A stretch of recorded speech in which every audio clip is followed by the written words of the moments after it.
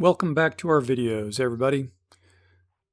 We're now taking the loneliest highway in America, across Nevada on Highway 50.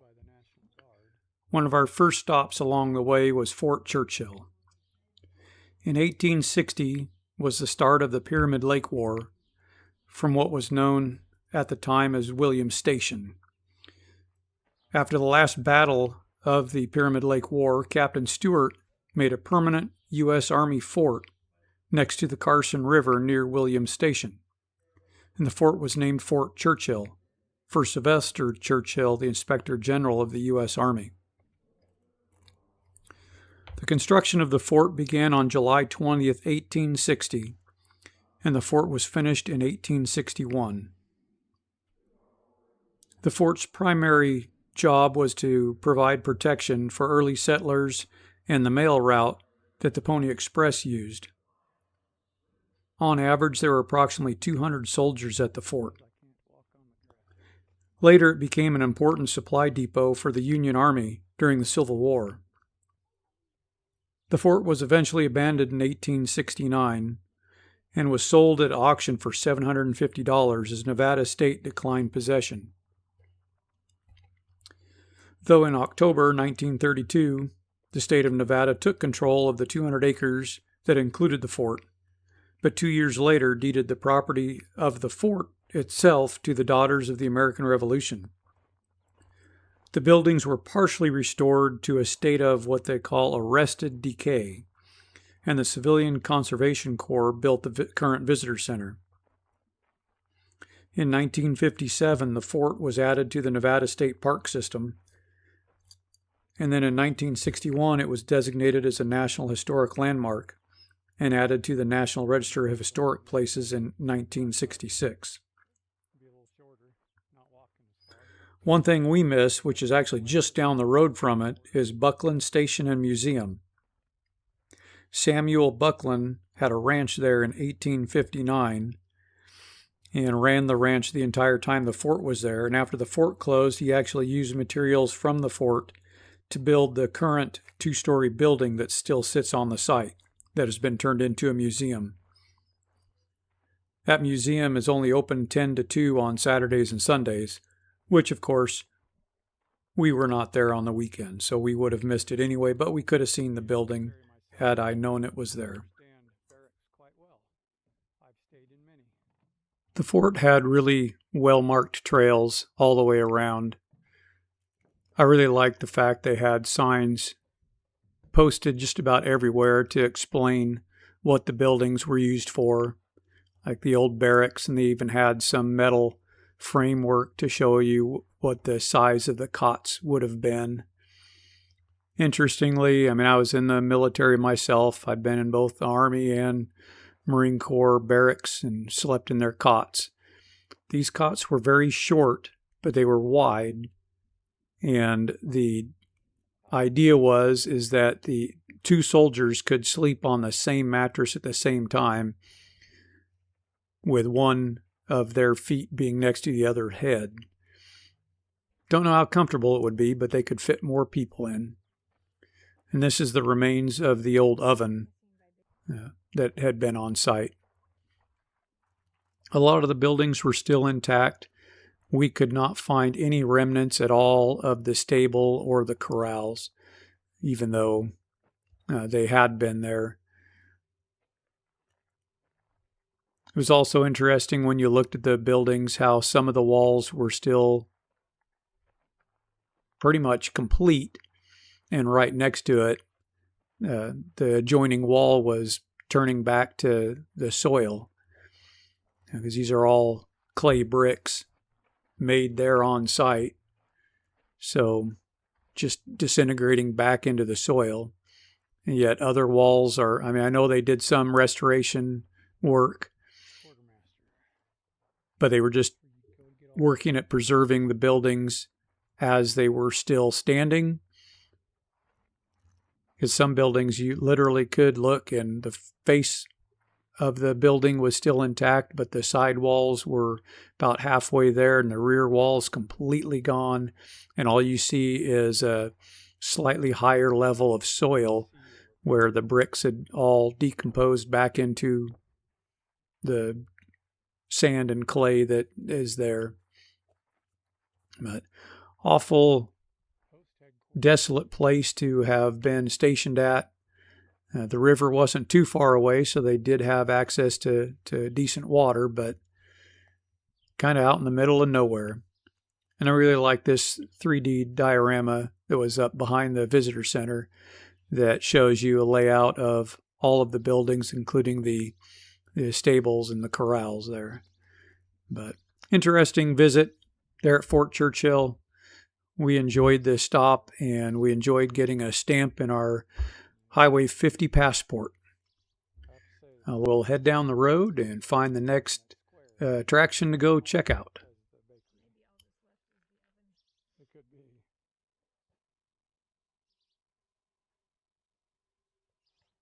Welcome to Grimes Point Petroglyphs.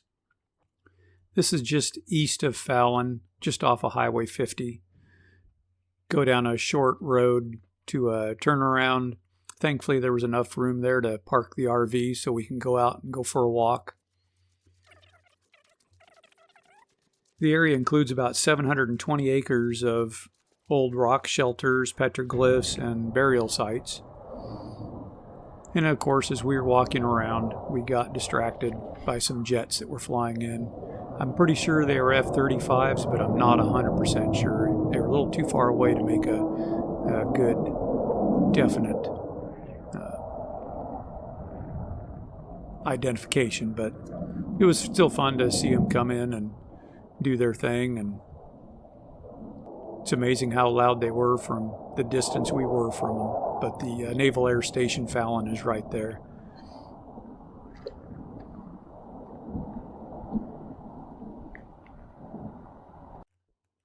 But the petroglyphs, they were placed on the National Register of Historic Places in 1972, and the site is currently overseen by Bureau of Land Management. It was well marked. The trail was nicely maintained. It's less than a half a mile for the loop that we did. There's more hiking you can do up there. There's also Hidden Cave, but Hidden Cave was locked up, and you could not go into it while we were there. I think it's only open certain days of the week where you have to call BLM and set up an appointment, one way or the other. But it was closed while we were there, so we didn't even drive down to it. That, you have to drive down a gravel road, and I don't know the condition of the road. And we had the trailer attached, so I really wasn't up to a long gravel road. But it's a neat site, a lot of fun getting out, stretching your legs, and seeing this old artwork.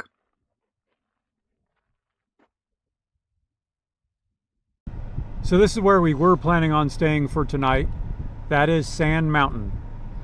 All the information on Campendium, anything I could find when I was looking into it initially, showed that it was free. When we get here, there's a sign saying it's a recreation fee area. You have to purchase your pass before you enter the site, so you can't even buy it on site.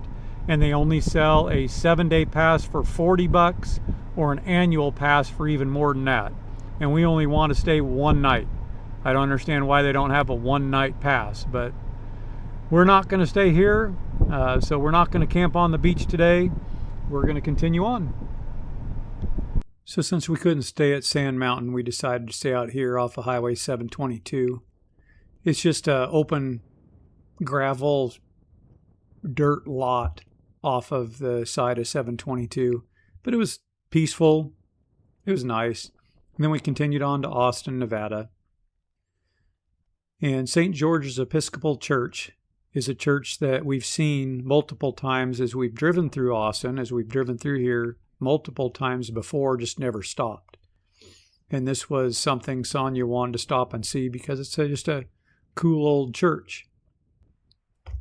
It was built between 1877 and 1878 and was later put on the National Register of Historic Places in 2003. And as we're just looking at it, taking our pictures and enjoying the view, one of the locals said, "Hey, my sister has a key. She'll be right over." And they let us in. Super, super polite, wonderful people.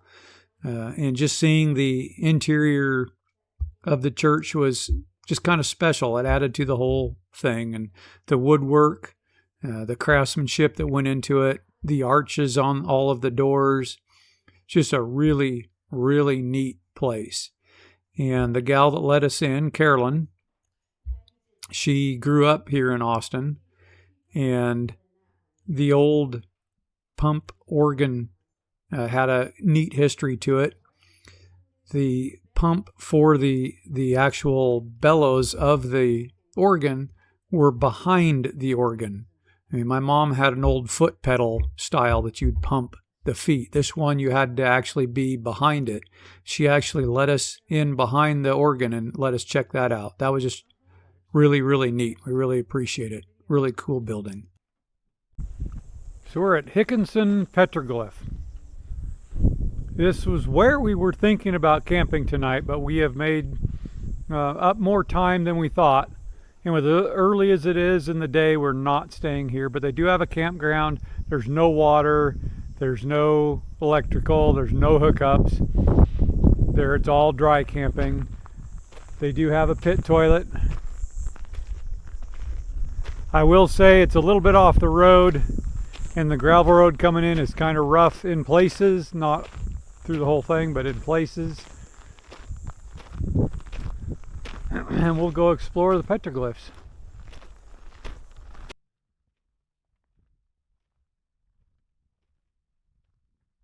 We really enjoyed Hickison Petroglyph area. The rock formations were more intriguing, more dramatic. There was more trees. For the first part of the trail was even, I think, better marked. You're about 24 miles east of Austin.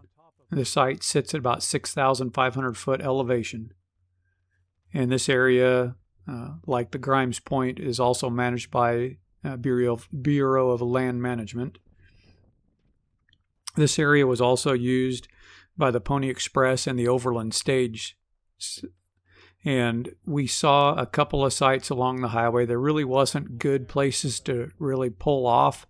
And all of them had wire fencing around them. Some of them had barbed wire on the top, but you could see the remnants of old buildings that we later discovered were part of that Overland Stage or Pony Express route. Most of them, I did not see many signs telling you what they were. You just saw them along the highway. But then we later discovered that that's what those old remains were used for. This site also, as you enter the trail system, which is also about a half-mile loop to walk around and check the different petroglyphs out, they had a really well put together map of the area that showed the trail system.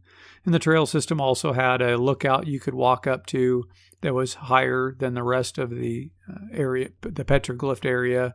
We did not take that. Again, it was one of those places that it was good to get out, stretch your legs. You know, been sitting for hours driving down the highway. It's nice to get out. And so these sites here are nice for that purpose. It was still early in the day because we had just left our boondocking site off of 722. And we really enjoyed the walk. We enjoyed this last boulder. It had probably the most petroglyphs on it, both front and back. One here that you're going to be able to see decently. It looks like an animal of some sort, whether it be an antelope or a deer or something to that effect. Not exactly 100% sure, but by far this boulder had the most on it. It's intriguing to me looking at those. I know some of the experts will say that it had some special meaning or something like that. I wonder how much of this is the young men who weren't old enough to go hunting with Dad were sitting around and had nothing else to do and rode on rocks. I guess we'll never know. And then I just wanted to touch on the road going in and out of the Hickison Petroglyph area. It wasn't bad. I mean, we took our trailer down both in and out on this road, but it is on the bumpy side. So we had to take it slow and had to kind of dodge a couple of the larger potholes.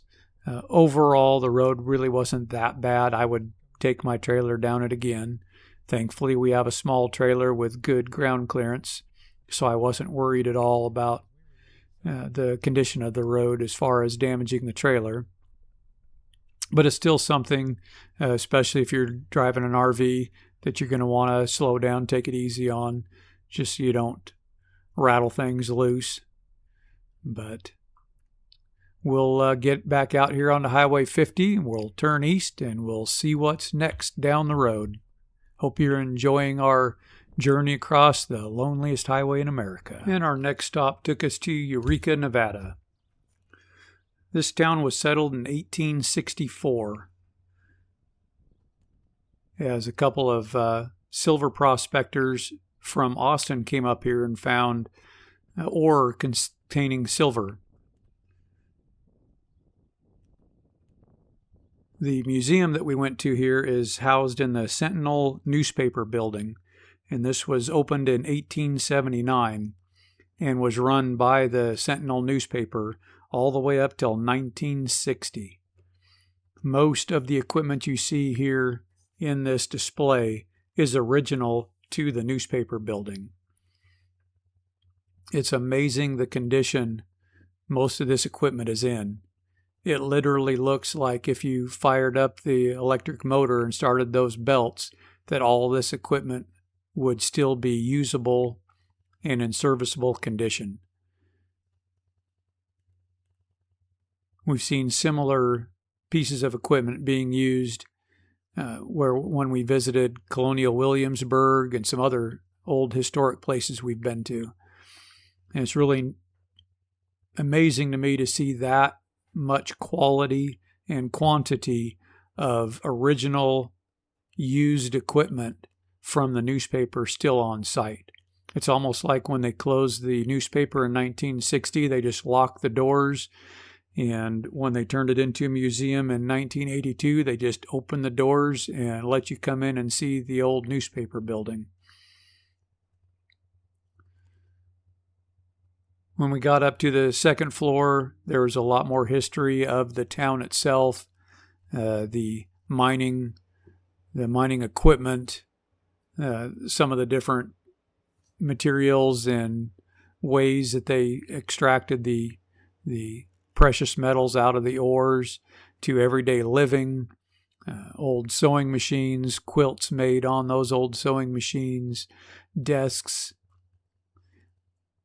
It's a real well put together museum that really showed the life and history of the Eureka, Nevada area. It was kind of neat to see these old uniforms, and not only were they authentic uniforms to that era, but to give a little history of them and to who wore them, what wars they were in. I mean, this dark blue uniform dates back to the Spanish-American War. The history that they were able to display here was something else. We really enjoyed this museum, and we would recommend it to anybody that finds themselves in the area. Well-rounded. Again, it showed you daily life, work life, the mining. Of course, I've got a part of me that really, really loves this old history and seeing all the different antiques and the way they were used. There's some other things to see in Eureka, of course. It's got a neat history and a really neat looking downtown. We went to the courthouse here, and this is something that was on our radar as something to go see.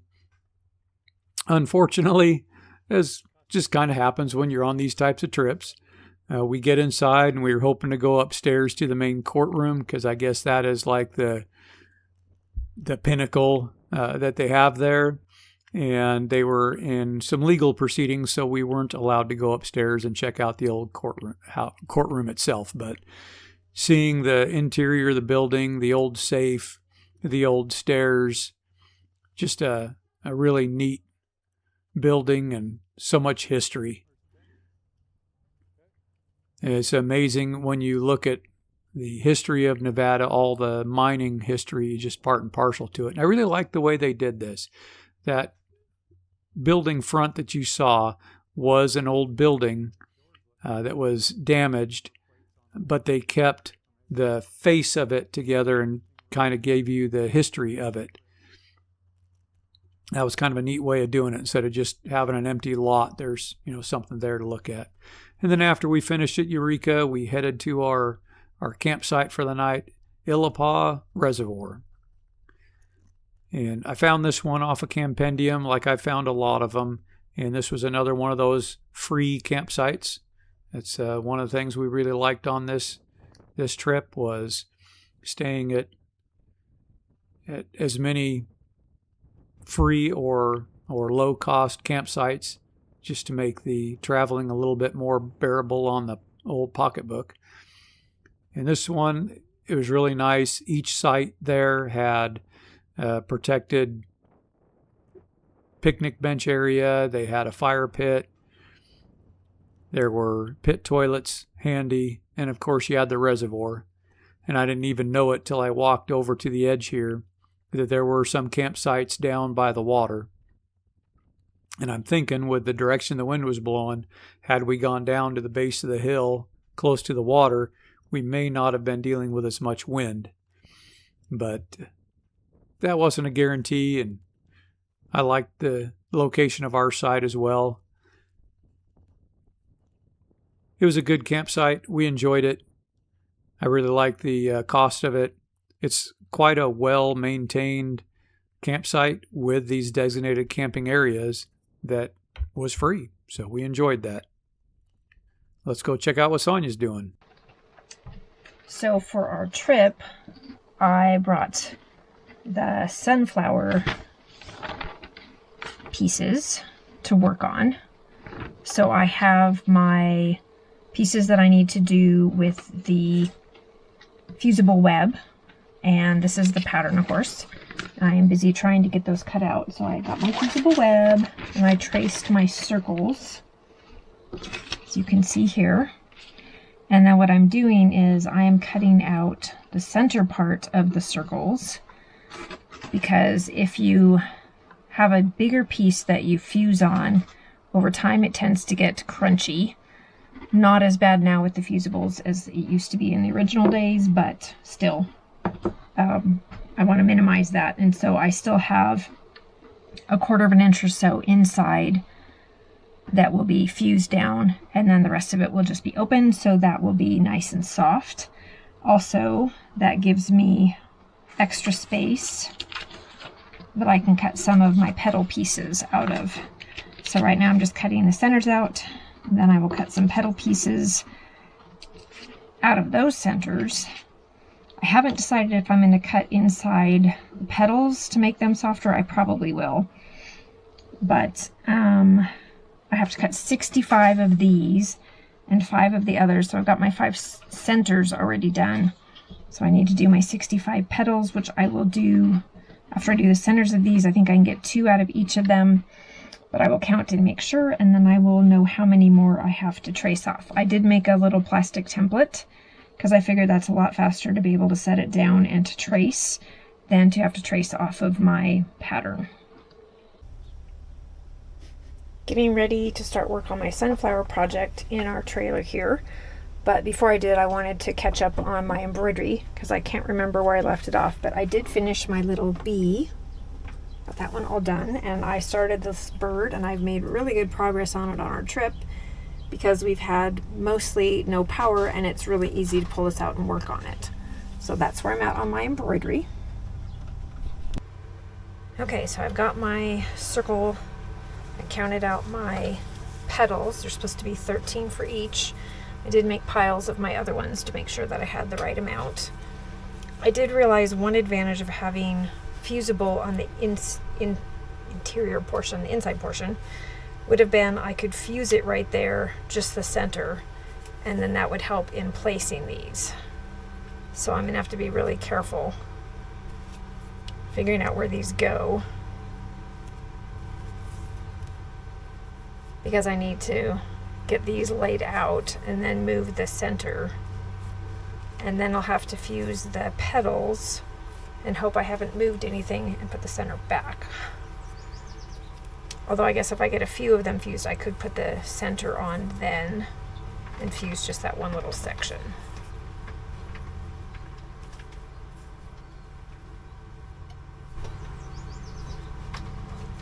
I feel like I'm getting those all too close together.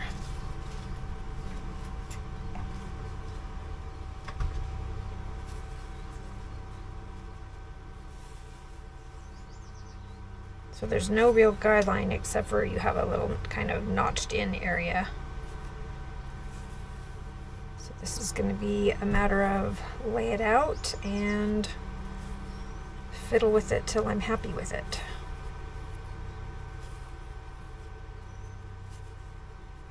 And hopefully it won't take too much fiddling. Oh, I just realized. First I need to peel off the paper, because I can't fuse them down while the paper's still on there. So now that I got them all laid out, I have to move them all again.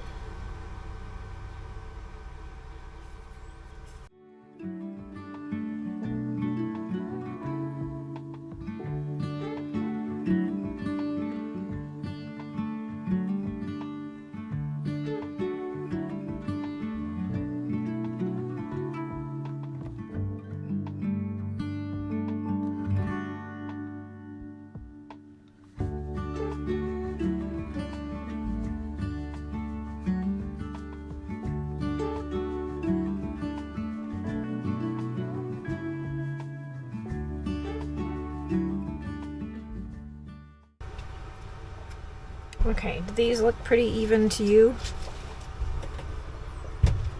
Evenly spaced? Yep. Or do you see any that I should move? Looks good to me. I'm going to go do a little videoing of the KOA. Okay, I'm going to work on this. Okay, I got this all set up. It's reasonably well centered. It is a little close on that one end, but I do have leeway, so I'm fine with that. And what I decided I'm going to do is I'm actually going to leave this where it is and just kind of do the outside of the petals, and then I can do the inside.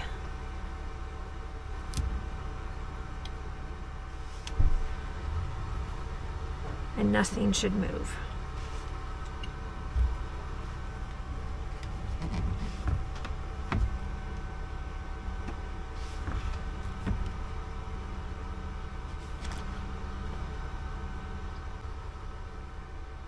Okay, so I have those. The insides are still loose, but the outsides are fused down.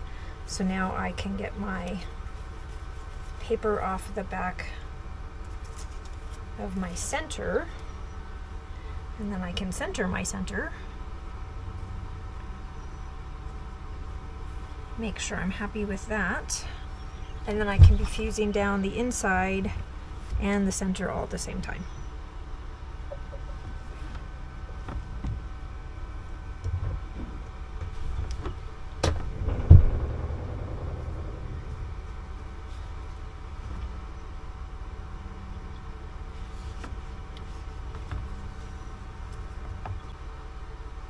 Okay, so this is all fused down.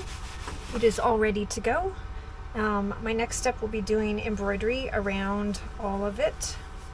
So that's one of the reasons I wanted to work on this when we're here and we have some power, is I can get these all ready to go, and then I can do my handwork working on these as we finish along the trip. So I do have more centers I need to cut out. All the petals are cut out. So this should be really quick, and then I'll get them together just like I did this one. Okay, I got all 5 of them done just in time for us to pack up and get ready to move on to our next spot. So these are all ready to be hand embroidered while I'm not hooked up to power. So that's pretty awesome. So I got the first one of the sunflowers actually stitched around with the blanket stitch all the way around. So now I have 4 more to do. I didn't keep track of how long it took me, Took a while, but I haven't had a whole lot of time while we've been traveling to work on hand projects or anything, so it's just been kind of haphazard. A little bit here, a little bit there. I think one day I did like 5 petals at one setting, and most of them have just been 1 or 2 at a time.